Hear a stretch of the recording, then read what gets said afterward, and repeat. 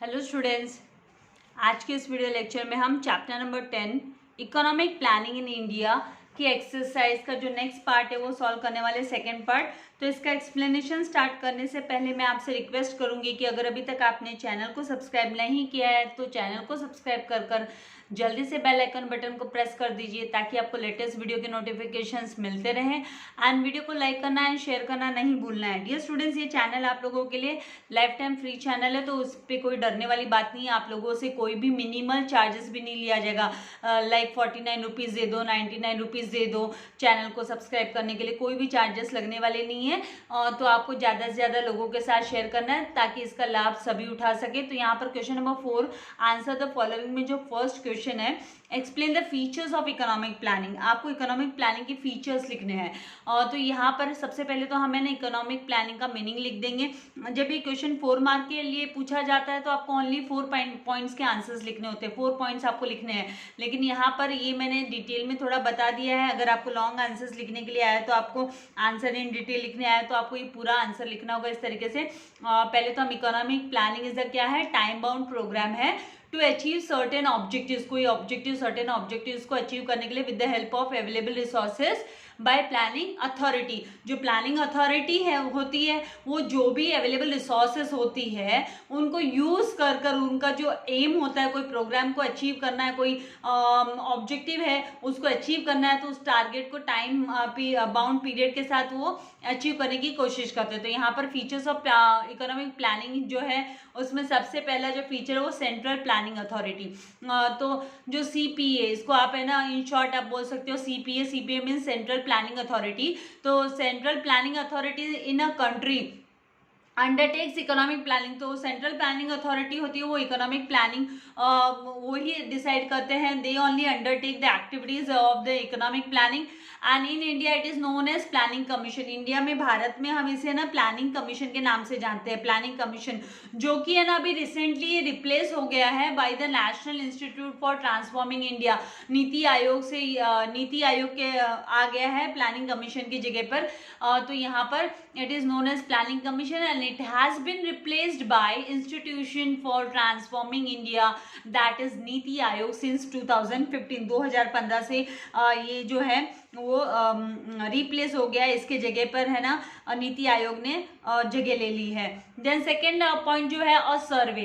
तो यहाँ पर कॉम्प्रिहेंसिव डिटेल सर्वे होता है इकोनॉमी का, अंडरटेक करना पड़ता है, मतलब ये सर्वे लेना पड़ता है रिगार्डिंग द अवेलेबिलिटी की भी क्या क्या अवेलेबल है और कौन कौन से ह्यूमन एंड नेचुरल रिसोर्सेज है जिनको यूटिलाइज किया जा सकता है। So availability and utilisation of human and resources का सर्वे, कॉम्प्रिहेंसिव डिटेल सर्वे करना जरूरी होता है, जो कि इकोनॉमिक प्लानिंग का एक फीचर है। Then third one objectives. तो यहाँ पर है ना जो इकोनॉमिक प्लानिंग है वो बेस्ड होता है प्री डिटरमाइंड ऑब्जेक्टिव्स पे। देखिए आप भी सोचिए, अगर आपका कोई गोल नहीं है, आपका कोई ऑब्जेक्टिव नहीं है, तो आपका टारगेट ही नहीं है, तो आप क्या रियलिस्टिक करने जाओगे क्या।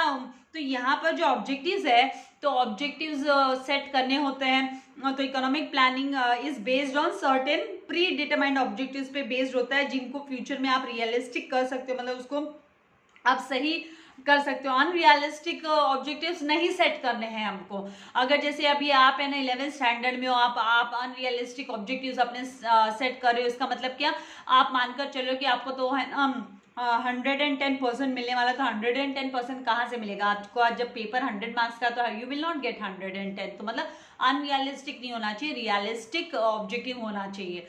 Then fourth one priorities and targets. तो यहाँ पे ना टारगेट्स जो पहले जरूरत वाले हैं, जो बेसिक नीड वाले जो है प्रायोरिटी जिनको देनी चाहिए उसके अकॉर्डिंगली फिक्स होते हैं। तो यहाँ पर प्रायोरिटीज आप फिक्स्ड अकॉर्डिंग टू द कितना इंपॉर्टेंट है, कौन से सेक्टर को कितना इकोनॉमिक डेवलपमेंट के लिए कितना जरूरी है, कौन से सेक्टर का पहले आपको जरूरत पूरा करना है, टारगेट उसके हिसाब से रखना है। तो वो प्रायोरिटी, वो फर्स्ट प्रायोरिटी उसी के सेक्टर को दी जाती है। तो target is the concrete step होता है, टारगेट करना ये कॉन्क्रीट एक स्ट्रॉन्ग स्टेप हुआ towards the attainment of objectives. अगर आपको ऑब्जेक्टिव्स अटेन करने हैं, आपको अपने ऑब्जेक्टिव्स पूरे करने हैं, तो एक टारगेट होना जरूरी है। देन मोबिलाइजेशन ऑफ रिसोर्सेज, ये भी एक फीचर है इकोनॉमिक प्लानिंग का। The resources needed for planning are mobilised through various sources, जैसे कि टैक्सेशन के थ्रू, मतलब है ना टैक्स कलेक्ट किया, जो है rich class and middle class high class people से टैक्स कलेक्ट किया और फिर उस टैक्स को रीडिस्ट्रीब्यूट करना in the way of transfer payments वगैरह के through, then domestic savings, then deficit financing, public डेप्ट, देन एक्सटर्नल असिस्टेंस एक्सेट्रा, ये सब के थ्रू जो है मोबिलाइज करना, रिसोर्सेज को मोबिलाइज करना, रिसोर्सेज का मूवमेंट करना जरूरी होता है। देखो आप अपने घर में पैसा रखोगे तो पैसा पैसे को नहीं बनाएगा अनलेस एंड अनटिल आप इन्वेस्टमेंट नहीं करते हो कहीं पर। Then sixth one is plan period, ये प्लान पीरियड होता है। Plan period varies as per the needs, किस तरीके की जरूरत है उसके हिसाब से प्लानिंग होती है किसी भी प्रोजेक्ट को लेकर, कॉन्सेप्ट को लेकर। तो यहाँ पे in countries like India planning is generally जो है वो 5 ईयर पीरियड ऑफ 5 ईयर्स की होती है, 5 साल की। तो इसलिए हम बोलते हैं ना 5 ईयर प्लान्स, इसलिए नाम भी दिया गया है 5 ईयर प्लान्स, FYP जो है इंडिया में प्लान पीरियड है वो 5 ईयर्स का है। देन इवैल्यूएशन, तो इवैल्यूएशन की हम बात करें तो पीरियोडिक जो असेसमेंट है, जैसे कि है ना मिड टर्म अप्रेजल हुआ कि भाई आप है ना प्रोजेक्ट के बीच में देख रहे हो कि प्रोजेक्ट ने कहाँ तक अचीवमेंट, जो पॉजिटिव अचीवमेंट्स कहाँ तक हुए, तो उसके लिए अप्रेजल देना बहुत जरूरी होता है। एंड इनकॉर्पोरेट अगर कोई नेसेसरी चेंजेस है, इसीलिए तो फ्लेक्सिबल रखना जरूरी होता है प्लान को। अगर कोई चेंजेस की रिक्वायरमेंट है, जरूरत है, प्रायोरिटीज है, इंपॉर्टेंस है, तो and targets of the plan है, तो उसमें नेसेसरी अगर मॉडिफिकेशंस करना है, चेंजेस करना है, तो ताकि वो चेंजेस कर सके। तो वो कब पॉसिबल है, जब आप है ना मिड टर्म असेसमेंट करोगे, चेक करोगे, इवैल्यूएट करोगे थिंग्स को, तभी पता कर सकते हैं। जैसे आप लोगों का कैसे फर्स्ट टर्म एग्जाम होती है तो उसमें पता चलता है आपका परफॉर्मेंस कैसा है। अगर आप थोड़ा पीछे रह जाते हो तो आप अपने टारगेट को अचीव करने के लिए आप अपने टाइम टेबल में मॉडिफिकेशन करते हो। तो वैसे ही कंट्री भी है ना, किसी भी कंट्री का जो प्लानिंग कमीशन है वो भी है ना उसी अकॉर्डिंगली चेंजेस लाता है अपने टारगेट्स को अचीव करने के लिए। Then 8th one is continuous process, ये कंटिन्यूस प्रोसेस है, ऐसा नहीं है कि कंप्लीट हो जाता है, एक बार खत्म हो गया तो दोबारा नहीं करना है। एवरी 5 ईयर में इसमें नया नया प्लानिंग जो है वो के साथ प्लानिंग कमीशन आता है। तो यहाँ पर economic planning is a continuous process and it aims at economic development of the country, क्योंकि डेवलपमेंट तो कंटिन्यूस प्रोसेस होता है ना, भले हमारे में भी जो डेवलपमेंट है वो कंटिन्यूस प्रोसेस है। ऐसा नहीं है हमने पढ़ाई करके छोड़ दी, हम तो कंटिन्यू करना है, अप्स एंड डाउन्स लाइफ में चलते रहते हैं, तो कंटिन्यूस प्रोसेस है। इकोनॉमिक डेवलपमेंट के लिए भी है ना ये जो प्लानिंग कमीशन होता है कंटिन्यूस प्रोसेस है, ऐसा नहीं है 5 साल के लिए बना दिया अगले 5 साल इसकी जरूरत नहीं है, it's nothing like that. The 9th one is coordination, तो स्टेट्स ऑफ द कंट्री जो है also undertake economic planning undertake करते हैं अलॉन्ग विद द सेंटर के साथ में वो भी है ना इकोनॉमिक प्लानिंग में अपना सहयोग देते हैं, अपना सहमति देते हैं, कोऑर्डिनेट करते हैं। तो the coordination between the centre and state is ensured, कि दोनों के बीच में कोऑर्डिनेशन अच्छा होगा तभी तो देश की प्रगति हो सकेगी, राइट। स्टेट कुछ और बोलेगा, सेंटर कुछ और बोलेगा, तो उसमें कॉन्फ्लिक्ट्स होंगे, उसमें कोऑर्डिनेशन नहीं होगा तो फिर है ना डेवलपमेंट में भी रुकावट आएगी।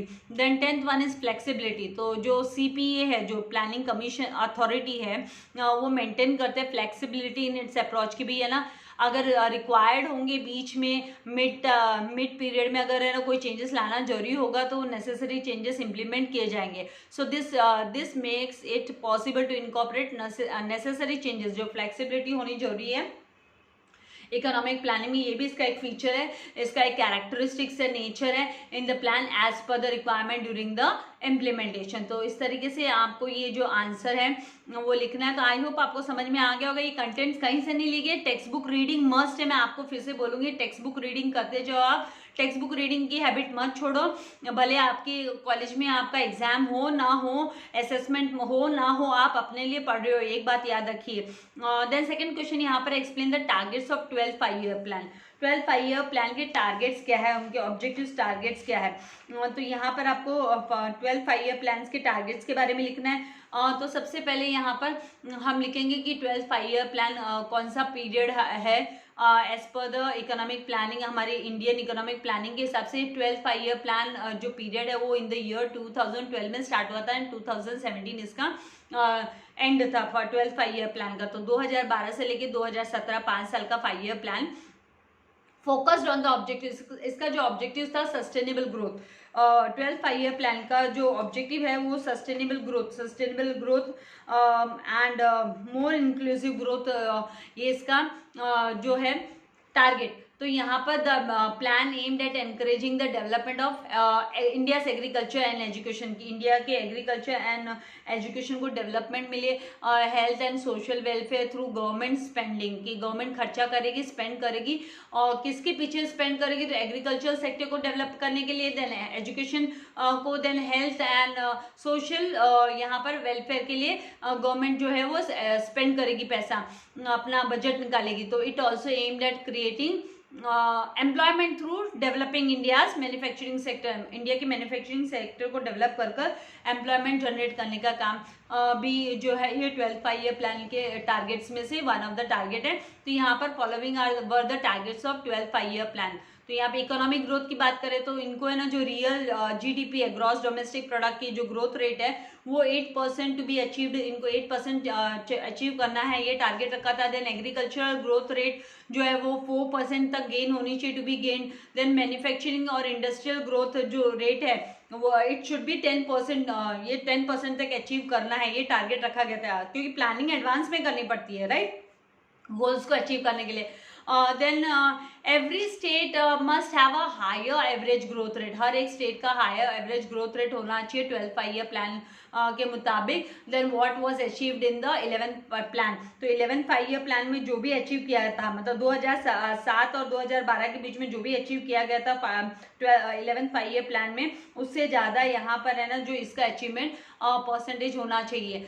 देन सेकेंड जो टारगेट है वो पॉवर्टी एंड एम्प्लॉयमेंट। तो यहाँ पर जब हम पॉवर्टी एंड एम्प्लॉयमेंट की बात करते हैं तो गरीबी हटाओ और रोजगार बढ़ाओ वाली बात हो गई। तो to reduce the head count ratio of poverty, जो हेड काउंट रेशियो पॉवर्टी का जो रेशियो है वो 10% रिड्यूस करने का टारगेट रखा गया, कि कम से कम 10% पॉवर्टी, गरीबी दूर होनी चाहिए, गरीबी हटनी चाहिए। And to create 50 million new work opportunities in the non farm sectors. Farming sector हमारा जो कंट्री है वो एग्रीकल्चरिस्ट कंट्री है, राइट, यहाँ हम बोलते हैं कि गाँव में बसता है इंडिया। तो यहाँ पर टारगेट रखा गया कि नॉन फार्म जो सेक्टर्स है वहाँ पर 50 मिलियन न्यू वर्क अपॉर्चुनिटीज जो है वो अवेल करके दी जाए। देन थर्ड जो टारगेट है वो एजुकेशन। तो जो मेन ईयर्स है, जो मीन ईयर्स ऑफ स्कूलिंग है टू इंक्रीज टू 7 ईयर्स, वो है ना 7 ईयर्स तक बढ़ाने की बात करती है कि bye the end of the 12th plan, 12th plan के हिसाब से जो कम से कम जो स्कूलिंग होनी चाहिए वो इंक्रीज टू 7 ईयर्स, 7 साल तक, और उसको इंक्रीज कर दिया। And then access to higher education with reference to skill development, जो हायर एजुकेशन होगी वो स्किल डेवलपमेंट के साथ में होगी। जैसे अभी हम नाम सुनते आ रहे हैं कि स्किल इंडिया, तो ये उसी का स्किल इंडिया भी उसी का एक टारगेट हो गया कि भाई स्किल इंडिया बनाना है हमको, स्किल डेवलपमेंट के साथ हायर एजुकेशन होनी चाहिए। Then eliminate gender and social gap, जो जेंडर गैप मतलब फीमेल एंड मेल के बीच में जो गैप रखा गया कि मेल को ज़्यादा इंपॉर्टेंस, फीमेल को कम, एंड देन सोशल गैप जो है उसको कम करना। एंड स्कूल लेवल पे है ना सबको है ना एक समान रखना, सबको एनरोलमेंट, सबको एडमिशन मिले।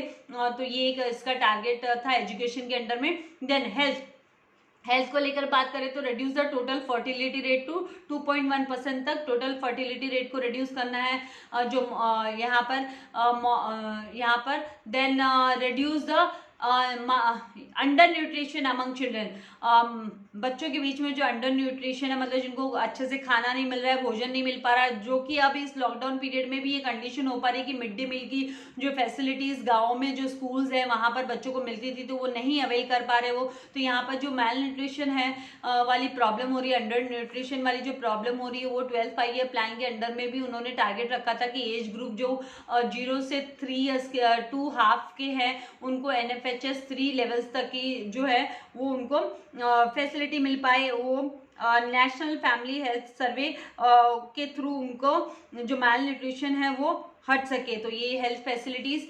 Then fifth one infrastructure. तो इंफ्रास्ट्रक्चर की बात करें तो investment in infrastructure to be increased, जो है रोड की फैसिलिटीज, इलेक्ट्रिक, पानी की जो फैसिलिटीज है वो इंक्रीज कर 9% GDP की, इंक्रीज टू 9% ऑफ GDP की 9% हो सके, इसमें इन्वेस्टमेंट हो सके। देन जितना भी ग्रॉस डोमेस्टिक प्रोडक्ट से जो कलेक्शन है उसका 9% यहाँ पर इंफ्रास्ट्रक्चर उसमें जाए।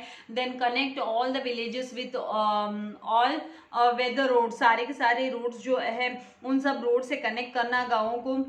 Then increase in rural television and telephone density to 70%, गाँवों तक है ना टेलीफोन की सुविधा एंड टेलीविजन की सुविधा पहुंच सके, 70% तक की आबादी के पास ये फैसिलिटी पहुंच सके। तो ये गवर्नमेंट ने टारगेट रखा था 12th 5-year प्लान में। एंड एनवायरमेंट एंड सस्टेनेबिलिटी, तो increase green cover by 1 million hectare, 1 million hectare तक green cover by during every year during 12th 5-year plan. 12th 5-year plan से लेकर हर साल है ना 1 मिलियन हेक्टर एरिया को ग्रीन बनाना है। तो ये एनवायरनमेंट के लिए जरूरी है। हमें भी पता है पेड़ पौधे जो है फॉरेस्ट हमने कितने काट दिए हैं अपने बेनिफिट्स के लिए, तो फिर से उसे डेवलप तो करना है तो ताकि पोल्यूशन ना हो। तो यहाँ पे एनवायरमेंट एंड सस्टेनेबिलिटी ये भी वन ऑफ द टारगेट था 12th 5-year प्लान का। And 7th one is service delivery, तो यहाँ पर provide access to banking services, banking services to 90% जो इंडियन हाउस होल्ड्स है by the end of the plan उनका जो बैंक की उनका जो सबके बैंक में मतलब खाते हो, सब ऑपरेट कर सके, सब बैंक खाता अपना मैनेज कर सके। एंड देन जो मेजर सब्सिडीज उनको जो रिसीव होती है जैसे LPG वगैरह की है, एंड वेलफेयर रिलेटेड जो बेनिफिशियरीज है जैसे है ना फार्मर्स को रिसीव हो रहा है जो गवर्नमेंट जो भी बेनिफिट्स दे रही है, तो उनके डायरेक्ट उनके अकाउंट में कैश ट्रांसफर हो सके by using the Aadhaar platform linked with the bank account, कि आधार प्लेटफॉर्म के थ्रू उनके बैंक अकाउंट में डायरेक्ट पैसा जा सके। तो ये सारे जो है वो टारगेट से 12th 5-year प्लान के। तो आई होप आपको ये 12th 5-year प्लान अच्छे से समझ में आ गया है। नाउ नेक्स्ट हम मूव करते हैं क्वेश्चन नंबर 3 पे, जो कि explain the structure of NITI Aayog. NITI Aayog का स्ट्रक्चर क्या है? तो यहाँ पर ये जो नीति आयोग है, तो नीति आयोग का मतलब क्या है? तो नीति आयोग मतलब national institution for transforming India, जिसने रिप्लेस कर लिया प्लानिंग कमीशन को हमारे कंट्री में, राइट। तो यहाँ पर the resolution dated on 1st January 2015 and it's subsequent amendment जो इसमें हुए डेट्स में कि 16th February 2015 को ये जो स्ट्रक्चर ऑफ नीति आयोग है ये इसमें यहाँ पर इसका उपयोग शुरू हुआ। अमेंडमेंट इसमें आया कि 16 फरवरी 2015 से ये नीति आयोग में जो स्ट्रक्चर्स हुए, जो स्ट्रक्चरल चेंजेस जो हुए वो थे कि गवर्निंग काउंसिल, यहाँ पर गवर्निंग काउंसिल की हम बात करें तो कॉम्प्राइजिंग ऑफ चीफ मिनिस्टर्स, यहाँ पर हर एक स्टेट के जो चीफ मिनिस्टर्स है और जो गवर्नर्स है यूनियन टेरिटरीज के, उनको भी इसमें शामिल किया गया नीति आयोग में। देन सेकेंड रीजनल काउंसिल्स, तो रीजनल काउंसिल्स की हम बात करें तो this would be form to address जो स्पेसिफिक इश्यूज है, प्रॉब्लम्स है, कंटिजेंसीज है जो इम्पैक्ट करते हैं मोर देन वन स्टेट और रीजन को, तो वो भी नीति आयोग के स्ट्रक्चर में शामिल हो गए। देन स्पेशल इन्वाइटीज, तो स्पेशल इन्वाइटीज की जब हम बात करेंगे तो यहाँ पर दिस वुड इंक्लूड एक्सपर्ट्स को इंक्लूड किया गया, स्पेशलिस्ट को, प्रैक्टिशनर्स को विथ रेलेवेंट नॉलेज, जिनको काफ़ी इसके बारे में नॉलेज हो, who will be nominated by the prime minister, जिनको प्राइम मिनिस्टर नॉमिनेट करेंगे। तो अभी देखिए ना आप कोरोना को लेकर, कोविड को लेकर जब भी प्रधानमंत्री कोई मीटिंग करते हैं तो आप देखिए एक्सपर्ट से लेकर सब उनकी मीटिंग में है ना शामिल होते हैं। तो यहाँ पर नेक्स्ट है फोर्थ ऑर्गेनाइजेशनल फ्रेमवर्क, जिसके अंदर चेयरपर्सन जो होंगे वो प्राइम मिनिस्टर ऑफ इंडिया होंगे, एंड वाइस चेयरमैन जो वाइस चेयरपर्सन जो होगा उसे कौन अपॉइंट करेगा? तो प्राइम मिनिस्टर अपॉइंट करेगा, जो कि फुल टाइम मेंबर्स होंगे 5 फुल टाइम मेंबर्स होंगे and part time members 2 part time members होंगे। देन एक्स ऑफिशियो मेंबर्स, तो मैक्सिमम ऑफ 4 मेंबर्स होंगे जो है ना यूनियन काउंसिल ऑफ मिनिस्टर्स की के लिए नॉमिनेट किए जाएंगे प्राइम मिनिस्टर के द्वारा ही, प्राइम मिनिस्टर उनको नॉमिनेट करेंगे। देन चीफ एग्जीक्यूटिव ऑफिसर्स जो CEO है वो भी अपॉइंट किया जाएगा प्राइम मिनिस्टर के द्वारा फॉर अ फिक्स्ड टेन्योर्स, एक फिक्स अवधि के लिए, समय के लिए, in the rank of secretary to the government of India. Then secretariat as a deemed necessary, यहाँ पर ये जरूरी है ना सेक्रेटरी, हर एक जगह पे सेक्रेटरी की तो रिक्वायरमेंट होती है। Then fourth explain the functions of NITI Aayog, NITI Aayog का फंक्शंस क्या है, क्या कामकाज करते हैं ये, इनका फंक्शंस क्या है?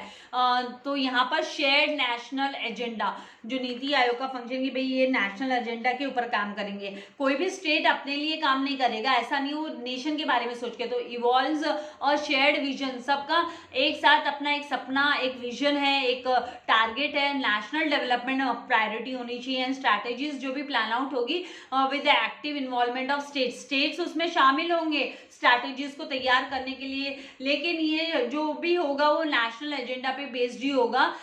This will provide a framework of national agenda for prime minister and chief minister to implement. तो पहले ऐसे नहीं था, अभी कैसे ना स्टेट को भी इंक्लूड कर लिया गया यहाँ पर। तो now states best friend at the centre. तो यहाँ पर जब भी है ना स्टेट्स को रिक्वायरमेंट होगी, सपोर्ट की जरूरत होगी उनके चैलेंजेस को फेस करने के लिए and strength and comparative advantages को बिल्ड करने के लिए, तो यहाँ पर उनको सपोर्ट मिलेगा सेंटर का। And this will be through various means, जैसे कोऑर्डिनेटिंग विथ मिनिस्टर्स के साथ कोऑर्डिनेट कर then championing their ideas at the centre. वो सेंटर को अपने आइडियाज भी देंगे सेंट्रल गवर्नमेंट को, and providing consultancy support and building capacity.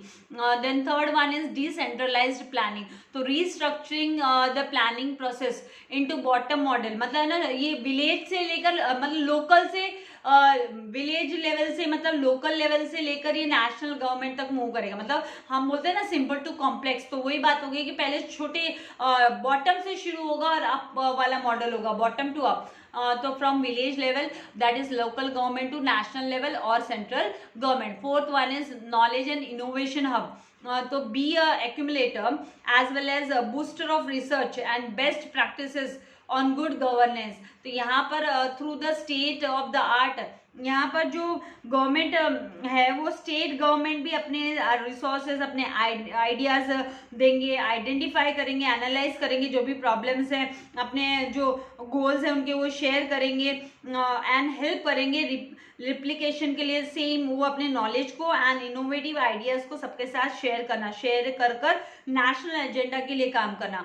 Then monitoring and evaluation, तो मॉनिटर द इम्प्लीमेंटेशन, जो भी उन्होंने इम्प्लीमेंट किया उस पर ध्यान रखना, मॉनिटर करना, एसेस करना पॉलिसीज को एंड प्रोग्राम्स को, चेकआउट करना मतलब कि वो बराबर से काम काज हो रहा है कि नहीं हो रहा है, एंड इवैल्यूएट करना कि उनका इम्पैक्ट क्या हो रहा है through the rigorous tracking of performance को ट्रैक करते हुए परफॉर्मेंस के बारे में को चेकआउट करना है उनको।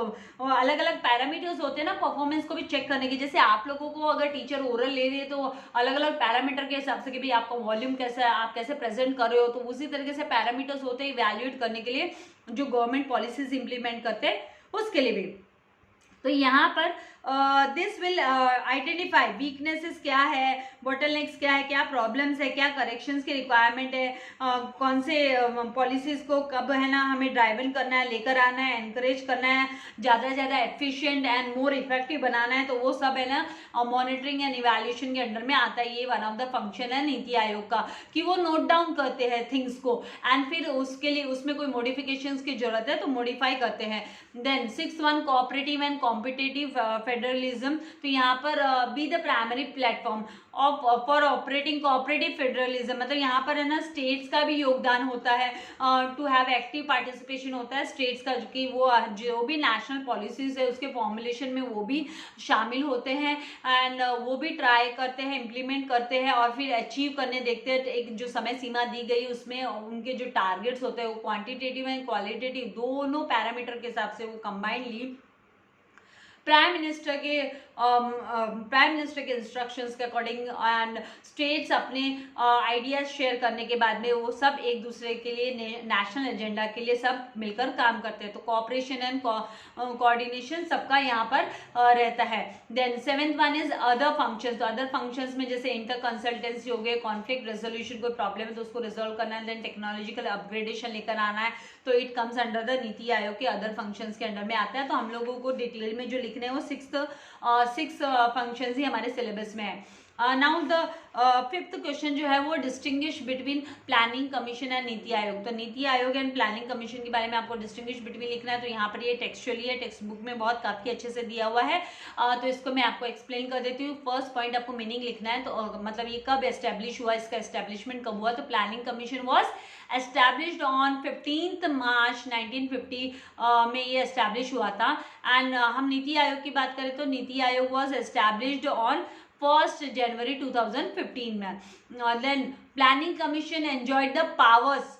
तो आपको एक बात याद रखना, डिस्टिंग्विश बिटवीन लिखने के समय पर आपका आमने सामने का जो पॉइंट है वो सेम, वो जो डिफरेंसेस बताता है वो सेम पैरामीटर के ऊपर होना चाहिए और दोनों भी साइड आपका आंसर जो है वो करेक्ट होना चाहिए। जैसे यहाँ पर आपने 15 मार्च 1950 लिखा है और अगर आप यहाँ पर डेट है ना 30 जनवरी 2018 लिख देते हो तो ये फिर गलत हो जाता है। तो आपका जो पैरामीटर वो एकदम सही होना चाहिए, दोनों भी साइड पॉइंट सही होना चाहिए, तभी आपको उसका मार्क पूरा 1 मार्क मिलता है। Then planning commission enjoyed the powers to allocate funds to ministry. पर प्लानिंग कमीशन क्या करते थे, वो उनके पास पावर होता था कि वो है ना स्टेट मिनिस्ट्रीज है और स्टेट गवर्नमेंट्स उनको फंड एलोकेट करते थे। लेकिन नीति आयोग क्या है, ये एडवाइजरी बॉडी है, इनके पास ऐसा कोई पावर नहीं होता, they are just advisory body. NITI Aayog is an advisory body और हम बोल सकते हैं think tank which performs the function of allocation of funds. जो खाली है ना परफॉर्म करते हैं एलोकेट करने का, फंड्स को एलोकेट करने का एडवाइजरी बॉडी है। तो वो एडवाइस करते हैं कि किस तरीके से फंड एलोकेट होना चाहिए। Then third one, roles of states are restricted. पहले क्या था, नेशनल जो डेवलपमेंट था, development council and annual interaction during the plan meetings, यहाँ पर रिस्ट्रिक्शंस था, स्टेट्स का कोई रोल नहीं था प्लानिंग कमीशन में। अब क्या हो गया, नीति आयोग के आने से जो state governments are expected, state government को भी है ना एक अपना important role, significant role play करना होता है कंट्री की के लिए। जो भी इकोनॉमिक प्लानिंग्स वो करते हैं, पॉलिसीज लेकर आते हैं, तो उसमें उनका भी योगदान होता है। Then fourth one is secretaries और member secretaries were appointed through the usual process के थ्रू अपॉइंट होते थे। और यहाँ पर कैसे, सेक्रेटरी नोन एज सीईओ और to be appointed by the prime minister. NITI Aayog के अंडर में प्राइम मिनिस्टर अपॉइंट करते थे। Then planning commission had no provision for part time members. कोई पार्ट टाइम मेंबर्स नहीं होते थे प्लानिंग कमीशन के समय पर, कोई ऐसा प्रोविजन नहीं था। लेकिन नीति आयोग में there is a provision for part time members also depending on the need for from time to time. जब समय पर अगर जरूरत पड़ेगी पार्ट टाइम मेंबर्स की, तो पार्ट टाइम मेंबर्स भी रखे जाएंगे, वर्कलोड के ऊपर डिपेंड करता है। Then 6 1, planning commission had a chairperson, a member secretary and full time members and NITI Aayog comprises of chairperson है, इसमें वाइस चेयरपर्सन है, देन फुल टाइम मेंबर्स है, पार्ट टाइम मेंबर्स है, एक्स ऑफिशियो मेंबर्स है and CEO of secretary rank का जो CEO है वो भी होता है। Then 7th one is planning commission framed policies for states. ये है ना पॉलिसीज फ्रेम करते थे स्टेट्स के लिए भी, and tied allocation of funds with the approval of the project के अप्रूवल के हिसाब से वो है ना एलोकेशन देते, फंड्स का एलोकेट करते थे। नीति आयोग कैसे, is the only think tank, ये खाली सोच विचार का एंड एडवाइजरी बॉडी का ही काम करते हैं, एडवाइस देने का ही काम करते हैं, does not have the power to frame policies. ये लोग पॉलिसीज फ्रेम नहीं करते हैं। तो आई होप आपको यहाँ तक अच्छे से समझ में आ गया। अभी question number 5 and question number 6 भी इसी वीडियो में मैं आप लोगों के लिए कंप्लीट कर देती हूँ। तो यहाँ पर जो question number 5 state with reasons whether you agree or disagree with the following statement. तो यहाँ पर दिया है कि state governments have more significant role to play under NITI Aayog. नीति आयोग के तहत है ना स्टेट गवर्नमेंट को मोर सिग्निफिकेंट रोल प्ले करना होता है। तो yes I agree with the statement. NITI Aayog है ना इंट्रोड्यूस्ड हुआ था इन 2015, जो कि which was replaced in the, जो कि किसके प्लेस पर आया था, तो प्लानिंग कमीशन की जगह पर आया था। NITI Aayog provides a framework of national agenda, national agenda के ऊपर काम करते हैं ये for the prime minister and chief minister to implement. यहाँ पर अभी नेक्स्ट इसको जो इम्प्लीमेंट करते हैं chief ministers and prime minister, सबका यहाँ पर कॉन्ट्रीब्यूशन होता है, कोऑर्डिनेशन होता है, and it supports the states in addressing their own challenges, अपने खुद के चैलेंजेस फेस को सपोर्ट करने के लिए स्टेट्स भी अपनी बात रख सकते हैं, अपना मत रख सकते हैं, and also help the states in building their strength. और है ना ये स्टेट्स को ये इस लिए भी हेल्प करता है कि वो अपनी स्ट्रेंथ एंड अपनी उनकी जहाँ पर भी खामियां है उसको वो है ना दिखाकर अपने चैलेंजेस को सॉल्व आउट कर सके वो सेंटर की हेल्प से। And it helps in coordinating with ministers, championing their ideas at the centre. वो अपने सेंटर को अपने आइडियाज बता सकते हैं, इनोवेटिव आइडियाज शेयर कर सकते हैं, क्योंकि सबका एक ही है कि नेशनल एजेंडा पे सब काम करें, providing consultancy and support and building capacity through various means. Then it helps in restructuring the planning process, restructure करने के लिए प्लानिंग प्रोसेस को इनटू बॉटम मॉडल, जैसे कि हम विलेज से गाँव से मतलब है ना नेशनल गवर्नमेंट तक, सेंट्रल गवर्नमेंट तक काम करना, मतलब बॉटम से लेकर टॉप तक यहाँ पे बॉटम टू अप मॉडल पे काम करता है ये, and it was a shared vision of national development. तो national development priorities and strategies with active involvement, यहाँ पर स्टेट का भी एक्टिव इन्वॉल्वमेंट होता है नेशनल डेवलपमेंट के लिए, वो प्लान आउट करते हैं, स्ट्रेटेजीज करते हैं। नेशनल डेवलपमेंट फर्स्ट प्रायोरिटी होती है यहाँ पर नीति आयोग के तहत, and it aimed at expanding the role of state.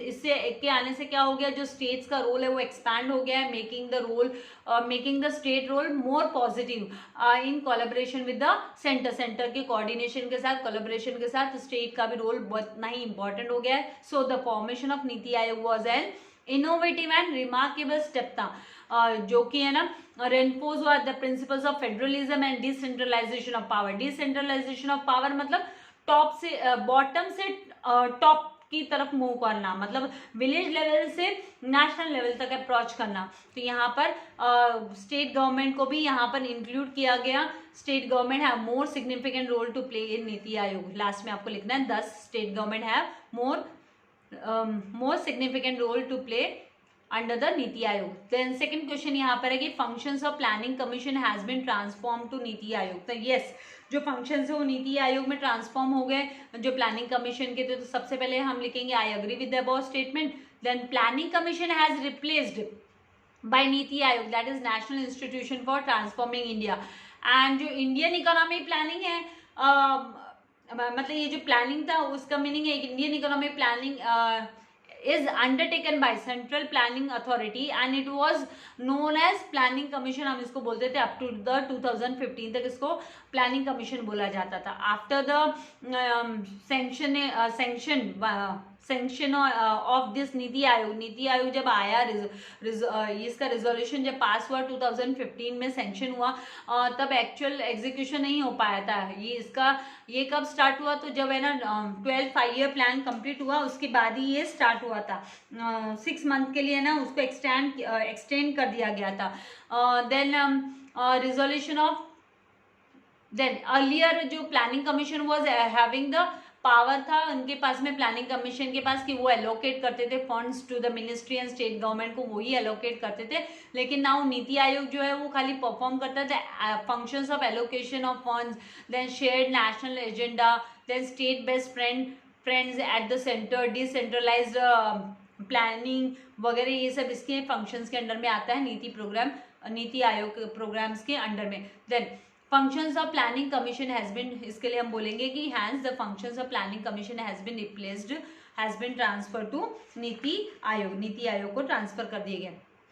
Now third यहाँ पर जो डिसअग्री एंड अग्री का जो क्वेश्चन है, जो भी अग्री और डिसअग्री, तो यहाँ पर the objective of the 12 5-year plan was to achieve a faster sustainable and inclusive growth. तो yes, I agree with the above statement, क्योंकि जो 12 5-year प्लान अगर आप टेबल में से देखोगे, यहाँ पर पेज नंबर जो 65 है वहाँ पर टेबल दिया गया है, यू शुड नो का, आप वहाँ पर भी 12th 5-year प्लान लास्ट में देखोगे तो वहाँ पर faster sustainable and more inclusive growth statement दिया हुआ है। तो यहाँ पर I agree with the statement and 12 5-year plan which covered the period of 2012 to 2017। और ये इसका फोकस किस पे था, तो इसका ऑब्जेक्टिव एंड टारगेट था कि सस्टेनेबल और मोर इंक्लूसिव ग्रोथ हो सके कंट्री की। The plan aimed at encouraging the development of India's agricultural हो गया, education sector, health and social welfare जो है वह हर जगह पर है ना गवर्नमेंट स्पेंड करेगी और उनमें डेवलपमेंट लेकर आएगी। It also aimed at creating employment create करने का भी इनका टारगेट था थ्रू द डेवलपिंग इंडिया के मैन्युफैक्चरिंग सेक्टर को डेवलप कर एम्प्लॉयमेंट भी क्रिएट करने का 12 5-year प्लान का टारगेट था। And it had target to achieve 8% real GDP achieve करना and 4% agricultural growth rate and 10% industrial growth rate को अचीव करना इनका टारगेट था 12 5-year प्लान में प्लानिंग कमीशन का। एंड इट है टारगेट टू रिड्यूस है ना हेड काउंट रेशियो, पॉवर्टी को 10% कम करना है, and to spread the education. और एजुकेशन कैसे स्प्रेड किए जाएंगे, तो by accessing to the higher education with reference to skill development के थ्रू, एंड है ना जेंडर एंड सोशल गैप को एलिमिनेट कर एनरोलमेंट देकर स्कूल्स में कॉलेजेस में ज़्यादा से ज़्यादा बच्चों को एनरोलमेंट मिले, ना कि उनके जेंडर एंड सोशल के आधार पर नहीं, सोशल वो कौन से रेस से कौन से कास्ट से बिलोंग करते उस आधार पर नहीं। Then it aimed at reducing total fertility rate को 2.1% by providing हेल्थ सर्विसेज, जो बच्चे जो छोटी एज में जो बच्चों की डेथ हो जाती है, एंड देन इंफ्रास्ट्रक्चर डेवलपमेंट करना, then sustaining environment and service delivery by giving access to banking services etcetera. Thus the objective of the 12th 5-year plan was to achieve faster, sustainable and inclusive growth. मैं आपको suggest करूंगी कि dear students textbook reading की habit जरूर रखो आप. Now question number 6 जो यहाँ पर है कि read the following passage carefully. आपको जो नीचे दिया हुआ पैसेज जो ध्यान से रीड करना है, केयरफुली रीड करना है एंड आंसर करना है क्वेश्चंस का. तो यहाँ पे बोला the finance minister of central government presents the union budget before the parliament during the month of February every year. हर साल फेब्रुवरी मंथ में पार्लियामेंट में बजट है ना पेश करते हैं.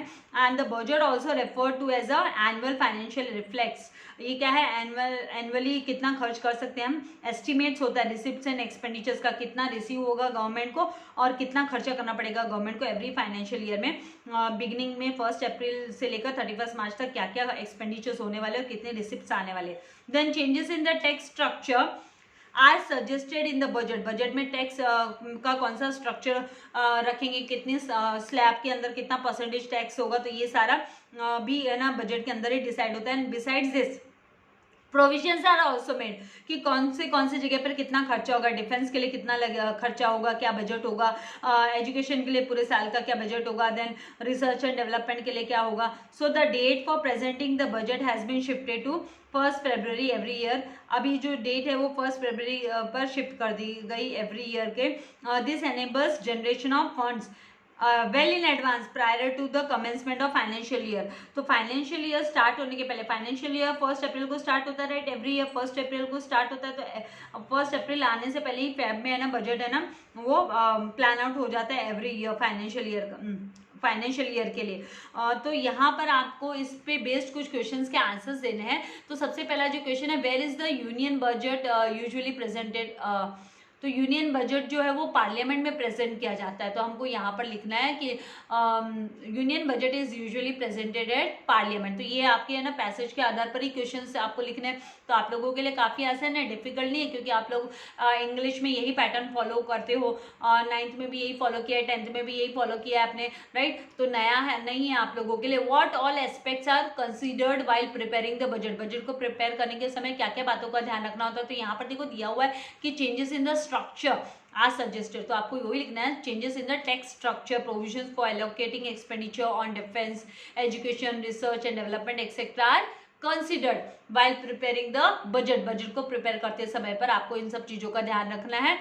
Then third one, why is the date of presenting the budget shifted to 1 February. क्यों 1 फरवरी में शिफ्ट कर दी. तो जैसे हमने इसको डिस्कस किया कि भैया ना हर साल है ना ये है ना आसानी हो जाए फाइनेंशियल ईयर स्टार्ट होने के पहले, जब हमको पता हो कि भाई बजट क्या रहने वाला है आने वाले साल का, तो well in advance plan out होता है तो ईजी होता है. तो यहाँ पे आपको आंसर लिखना है, the date for presenting the budget has been shifted to the 1st February every year because this enables generation of funds well in advance prior to the commencement of the financial year शुरू होने से पहले. Then fourth, explain in the term budget. आपको budget को explain करना है. तो budget क्या है, तो बजट इज द एनुअल, ये जो है एनुअल फाइनेंशियल स्टेटमेंट है जो रिफ्लेक्ट करता है द एस्टिमेटेड, जो एस्टिमेटेड है मतलब हम अनुमान लगाकर चलते हैं कि भाई रिसिप्ट्स क्या होंगे, एक्सपेंडिचर्स क्या होंगे गवर्नमेंट के for a particular financial year that begins on the, जो फाइनेंशियल ईयर है वो कब स्टार्ट होता है, तो इट बिगिंस ऑन द 1 अप्रैल 2000, मतलब एवरी ईयर 1 अप्रैल को बिगिन होता है एंड 31 मार्च को ये एंड होता है. तो आई होप यहाँ तक आपको अच्छे से समझ में आ गया कि किस तरीके से आपको आंसर्स लिखने हैं. तो है ना आपको ज़्यादा से ज़्यादा अपने फ्रेंड्स के साथ है ना वीडियोस को शेयर करना है ताकि सब लोग को इसका बेनिफिट मिल सके. मैंने अकाउंट्स के, एसपी के एंड ओसी के भी है ना मैं धीरे धीरे आप लोगों का पोर्शन कवर अप करने देख रही हूँ, तो वो वीडियोस भी आप लोगों को देख लेना है. इकोनॉमिक्स का पूरे के पूरे 10 चैप्टर्स आपके यहाँ पर मैंने कंप्लीट कर दिए हैं. अभी हमारा फोकस जो होगा वो ओसी, एसपी एंड अकाउंट्स पे होगा. तो लाइक करना एंड शेयर करना नहीं भूलना है. बेल आइकन बटन जरूर प्रेस कर लेना है ताकि आपको लेटेस्ट वीडियो के नोटिफिकेशंस मिलते रहे. Thank you very much. God bless you all dear students.